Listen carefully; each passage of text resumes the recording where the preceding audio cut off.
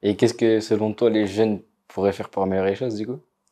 C'est une question à laquelle j'ai pas vraiment trouvé la réponse, mais j'y travaille.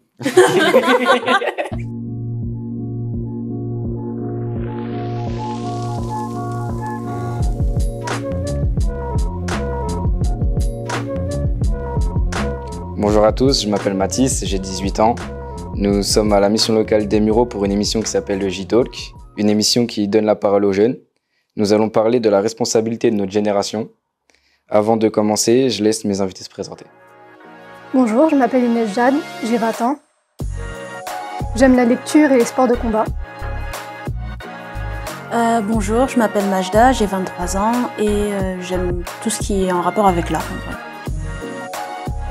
Bonjour à tous, je m'appelle Nassim, j'ai 20 ans. J'aime bien m'instruire, m'informer et faire du sport.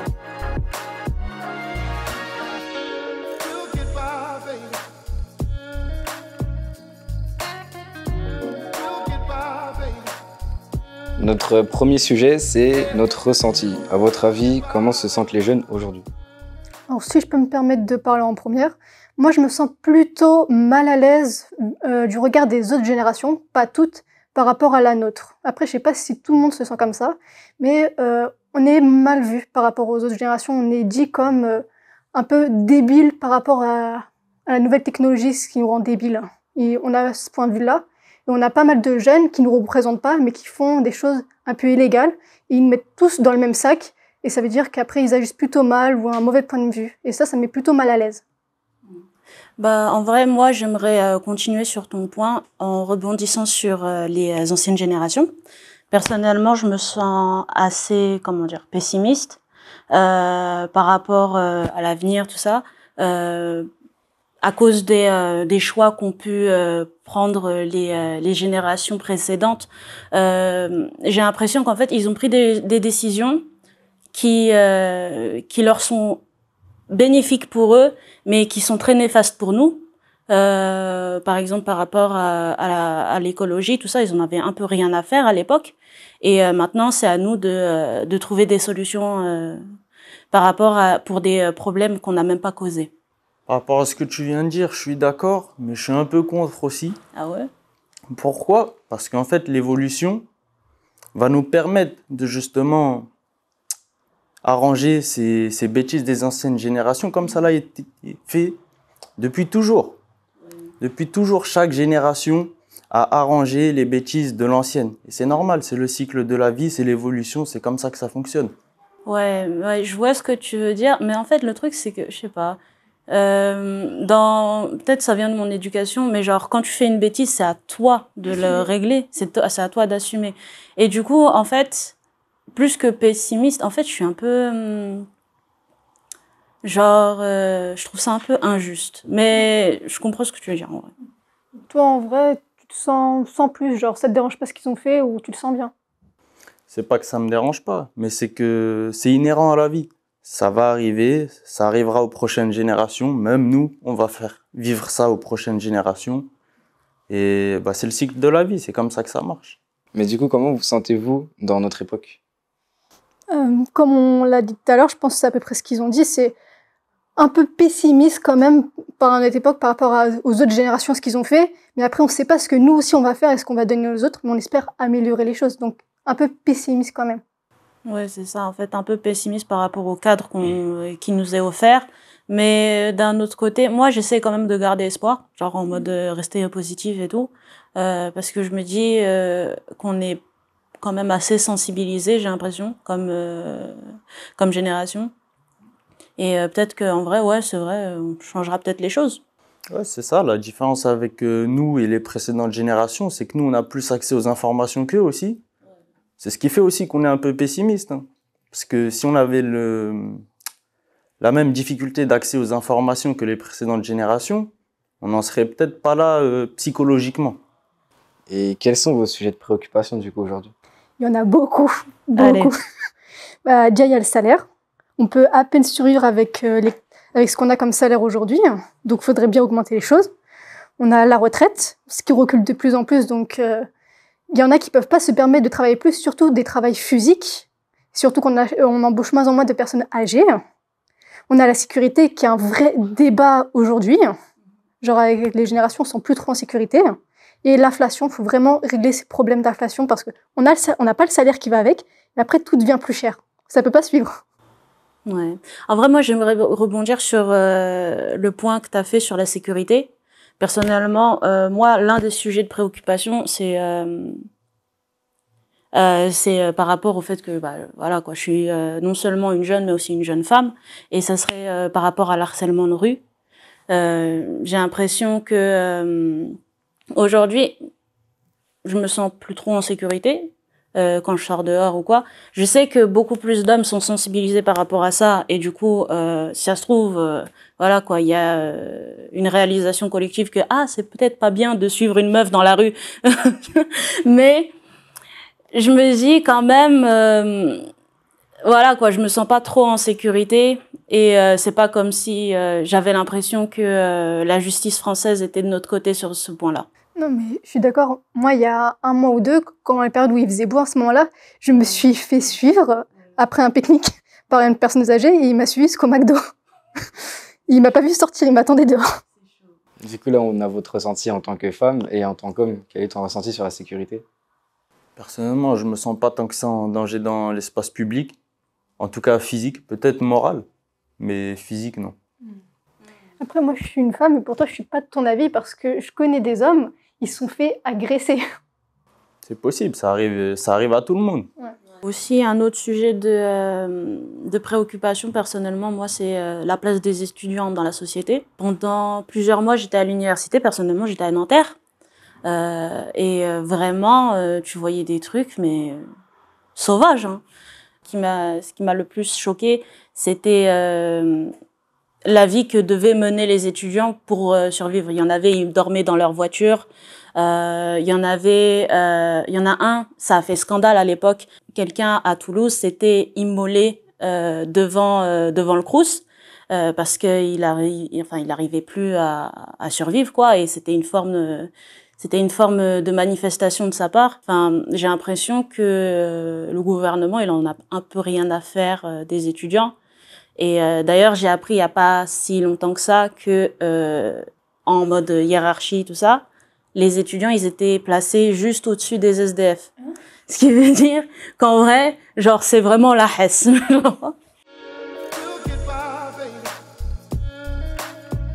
Nous allons enchaîner sur un deuxième sujet, c'est notre avenir. Comment votre génération se projette dans le futur? Alors, je vais me permettre de répondre en première comme tout à l'heure. Pas du tout en France, mais vraiment pas du tout. Si je peux me justifier, c'est surtout financièrement, comme je l'ai dit tout à l'heure déjà, on peut pas survivre, à part s'ils se permettent d'évoluer et de changer cette méthode, on peut pas survivre avec l'inflation plus le salaire avec. Okay. Et pour ajouter un petit truc, pas en France, mais alors dans les autres pays peut-être? Je dis pas que les autres pays c'est mieux, mais il y a d'autres pays de l'Union européenne qui payent mieux, comme la Suisse.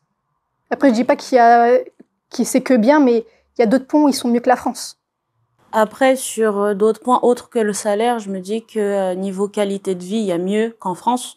Niveau éducation aussi, j'aimerais bien, enfin, je me projette surtout dans des pays genre la Norvège, tout ça, parce qu'ils sont connus pour avoir une excellente éducation scolaire. Et aussi parce que le peuple là-bas, il est vraiment, comment dire, en confiance. Il y a vraiment une relation de confiance avec le gouvernement. Alors que ici, c'est mort. Tu vois? Personnellement, je pense qu'il est clair qu'un avenir aisé en France, pour moi et pour beaucoup de jeunes d'aujourd'hui, il est compromis. Pourquoi? Parce qu'on a une augmentation des taxes qui est significative. La France, c'est le pays le plus taxé. Si on touche 1 million, on ne touche que 460 000 € en vérité, ce qui est énorme pour une qualité de vie, comme mes camarades l'ont dit plus tôt, pas étincelante, pour le moins qu'on puisse dire. Il pleut la moitié de l'année, à part peut-être dans le sud. C'est vrai en plus. Il y a un taux de criminalité énorme. Et en plus, si j'ai des enfants, ils vont avoir des problèmes eux aussi plus tard. Votre génération se projette dans le futur dans un autre pays qu'en France, du coup. Ouais, c'est ça. Okay. Qui d'entre vous a peur pour son avenir? Pour l'instant, je trouve qu'on a été plutôt un peu tous pessimistes, sauf toi. Mais je pense que oui, je parle peut-être pour tout le monde, mais je pense que oui, on a quand même un peu peur quand même. surtout de l'avenir qu'on va laisser derrière nous aux enfants. Déjà, nous, on a peur pour nous, et j'imagine pas pour les prochaines générations encore. Si ça empire ou pas, mais après, ça se trouve, peut-être un jour, ça s'améliorera. Pour en revenir sur les réseaux sociaux, il me semble qu'on en avait un tout petit peu parlé tout à l'heure.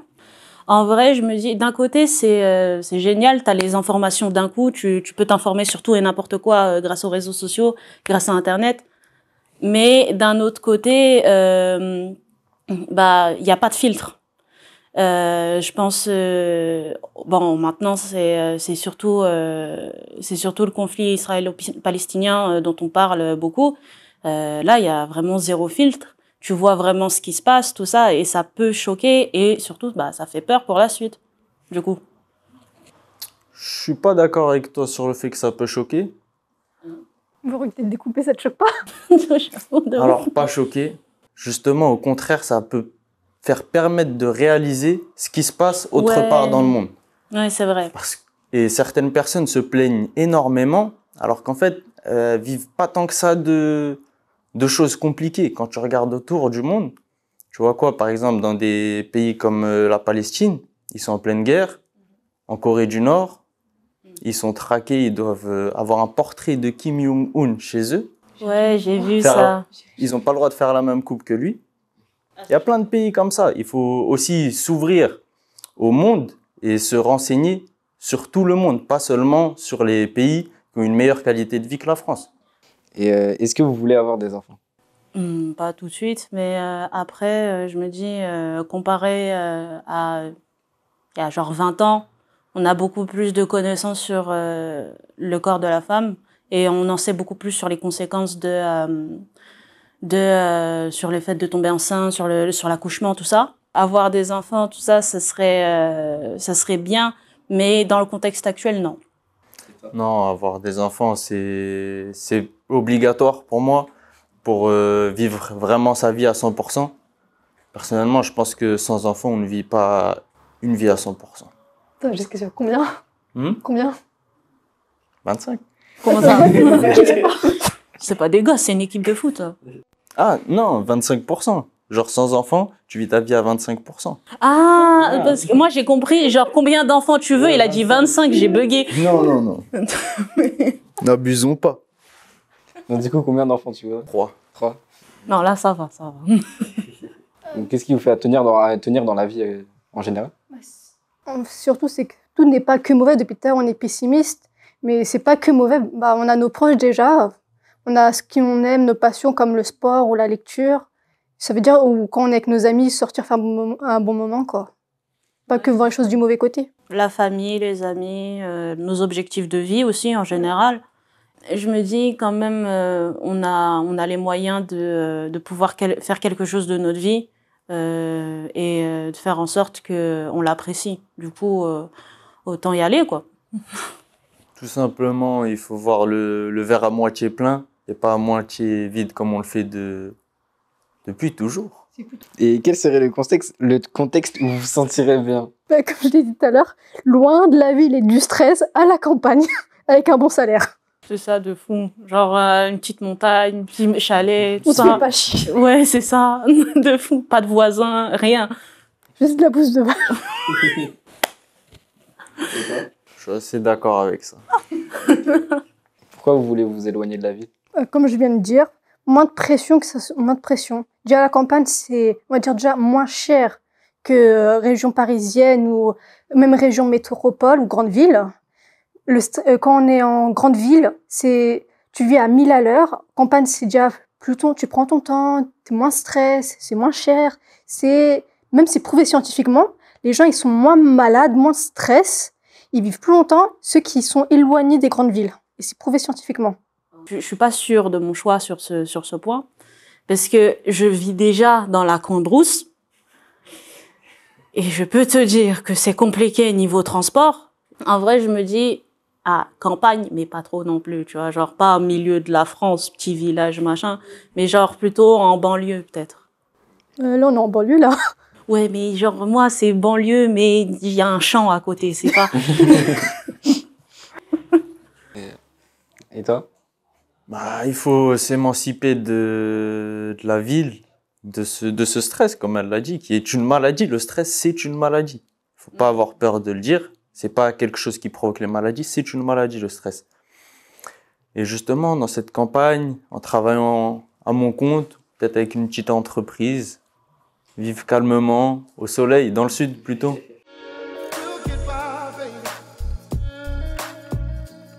Nous allons passer à la troisième partie, notre impact. Qu'est-ce que les jeunes pourraient faire pour améliorer les choses? Je vais parler de la première comme depuis le début. Les manifestations. Notre génération, contrairement aux autres, je trouve ce qui est bien, c'est on est plus motivé à montrer notre opinion, à faire les manifestations et à essayer de changer les choses. Personnellement, je suis pas entièrement d'accord avec toi. En fait, c'est surtout au niveau de la motivation que je trouve qu'il faudrait changer les choses. J'ai l'impression qu'en fait, imaginons, je vais prendre l'exemple de Black Lives Matter. Je crois, il y a 2 ans, c'est passé ça. Ça a fait un énorme bruit, tout le monde en parlait, il y avait d'énormes manifestations, tout ça.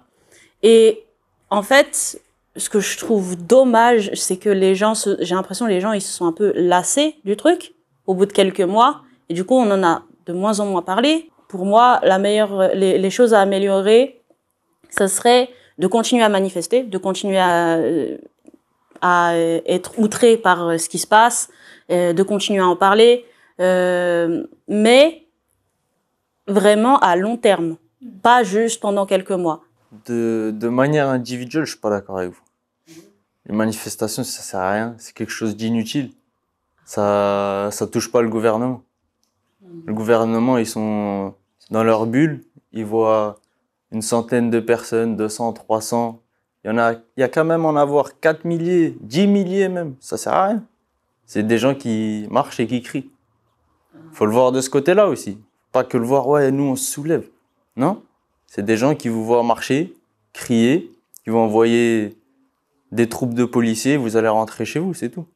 Mais du coup, faut vraiment cette solidarité du peuple qui se soulève. Un vrai soulèvement qui impacte le gouvernement. Par exemple, l'économie, mais par contre, c'est à double tranchant. Parce que vous allez aussi, nous aussi, on va en payer le prix. Parce que si on impacte l'économie française, ça se répercute sur le peuple obligatoirement. Mais par contre, des manifestations et mettre des hashtags en tendance sur Twitter, ça sert à rien. Et qu'est-ce que, selon toi, les jeunes pourraient faire pour améliorer les choses, du coup? C'est une question à laquelle j'ai pas vraiment trouvé la réponse. Mais j'y travaille. Vous pensez qu'on peut quand même agir malgré l'âge? Oui, peut-être dans le futur, quand on sera plus âgé, quand on aura vraiment un grand impact, mais là, à notre âge, on peut juste faire des actions solidaires, poster sur Internet, même si tu dis que ça sert à rien. Au moins, on voit qu'on a essayé de faire quelque chose et on montre. Mais comme il dit, on peut pas vraiment faire quelque chose pour l'instant. On peut juste montrer ce qu'on essaye de faire, mais ça aura un vrai impact quand on sera plus âgé. Donc pour l'instant, on peut montrer et se faire entendre, selon toi.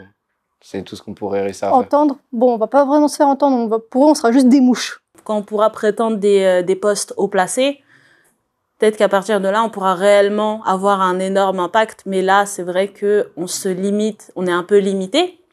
Mais je pense que même là, on a quand même une certaine influence. Et pour moi, l'influence, c'est le pouvoir.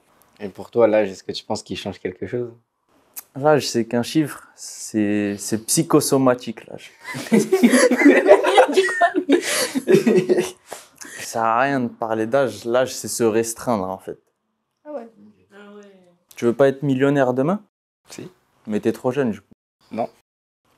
Faut savoir. L'âge ou pas l'âge? Donne-moi l'argent, je suis millionnaire maintenant. Ce que je veux dire. Non, on n'est jamais trop jeune pour l'argent, j'avoue. Non, il a raison. Faut se donner les moyens. Là, ce que j'entends, c'est des personnes qui se disent jeunes par peur de prendre de trop grosses responsabilités. Donc selon toi, quelqu'un de 18 ans a le même impact que quelqu'un de 25, 35? S'il veut l'avoir, il peut. Pour toi, faut faut se donner les moyens et faire tout ce qu'on peut pour. On a déjà vu des pays dans lesquels il y a eu des révolutions par des personnes jeunes. Après, là, tu parles, toi, de révolution carrément. Mais tu crois vraiment que même si on a de l'argent, même si on a de l'impact, des personnes qui sont au pouvoir depuis certains temps déjà et qui ont 40 ans, 50 ans, voire presque 60 ans, nous, on a 18 ans, on a de l'argent, on a quelque chose, on va dire, on va faire ça, ça. Tu crois vraiment qu'ils vont les écouter? Emmanuel Macron n'est-il pas devenu le président le plus jeune il y a quelques années? Regarde l'état de la France aujourd'hui. D'accord. Justement, c'est devenu le plus jeune. C'est-à-dire, est-ce qu'il ne peut pas y avoir des gens avec plus d'impact qui sont beaucoup plus jeunes qu'il y a des décennies? Un grand savant a dit, je le cite mot pour mot, moi tu ne me parles pas d'âge. D'accord, très bien. Et est-ce qu'il y a un domaine urgent pour la survie de notre prochaine génération à traiter aujourd'hui? La moralité de notre génération et des générations futures. Ah ouais. Après, tu dis la moralité. Je suis d'accord, une des choses à changer prioritairement. Mais après, moi, je dis aussi la sécurité et la finance. Oui, c'est vrai, mais ça passe aussi par la moralité, selon moi. C'est vrai, je trouve que y a ce sujet-là qu'on devrait travailler sur nous. Je vais encore parler des réseaux sociaux parce que pourquoi pas. J'ai l'impression que vu que il y a un certain anonymat sur les plateformes, des gens vont se permettre de dire des choses, montrer des choses que jamais tu ferais face à face. J'ai vu des grosses insultes, des personnes qui sont ce qu'on appelle doxed. C'est quand tes informations personnelles, que ce soit ton numéro de sécurité sociale, ton numéro de carte bancaire, ton adresse, machin, sont mis sur les plateformes en public. Ça, mais vraiment, je trouve que c'est complètement immoral. Ça peut ruiner la vie de quelqu'un complètement. Donc, ce qu'il faut changer pour notre génération et les générations futures, c'est la moralité. Moralité, responsabilité. Et quel message voulez-vous adresser aux jeunes qui nous regardent?